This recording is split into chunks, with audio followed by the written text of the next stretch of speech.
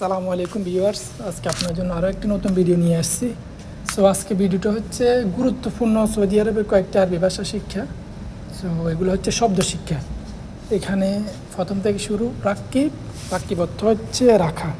Folk Rakib এর অর্থ হচ্ছে উপরে রাখা। তাহাত রাকিব এর অর্থ হচ্ছে নিচে রাখো। শুফ অর্থ হচ্ছে দেখা। ফোক শুফ এর অর্থ হচ্ছে উপরে দেখা।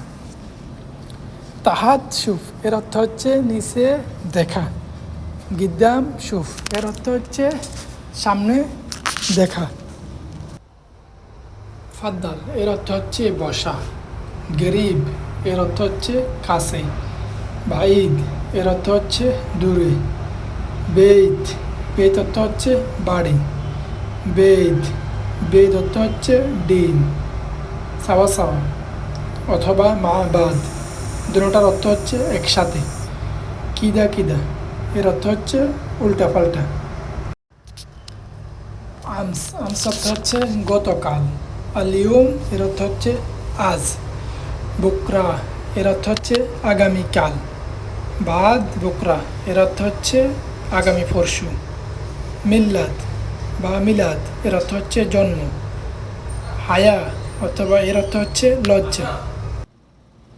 হায়াত এর অর্থ হচ্ছে জীবন। ফোক এর অর্থ হচ্ছে উপরে। তাহাত এর অর্থ হচ্ছে নিচে। ওয়েন এর অর্থ হচ্ছে কোথায়। ফ্যান এর অর্থ হচ্ছে কোথায়। হাদিদ এর অর্থ হচ্ছে লোহা। তাবুক এর অর্থ হচ্ছে ইট। ব্লাস্টিক দুইটা একই, কিন্তু আরবিরা একে বলে ব্লাস্টিক। লাম্বা অর্থ হচ্ছে লাইট। খাল্লাত অর্থ হচ্ছে পানির কল। আবার আরেকটা খাল্লাত আছে, এর অর্থ হচ্ছে ব্লান্ডার। চাক্কানা এর অর্থ হচ্ছে পানির হিটার, বা এটাকে অনেকে বলে চাখান। আবার অনেক ভাষায় গ্রাম্য ভাষা বলে চাকানা। তারাউশ এর অর্থ হচ্ছে গোসল। হাম্মাম এর অর্থ হচ্ছে টয়লেট। ময়া অর্থ হচ্ছে পানি। শরাব অর্থ হচ্ছে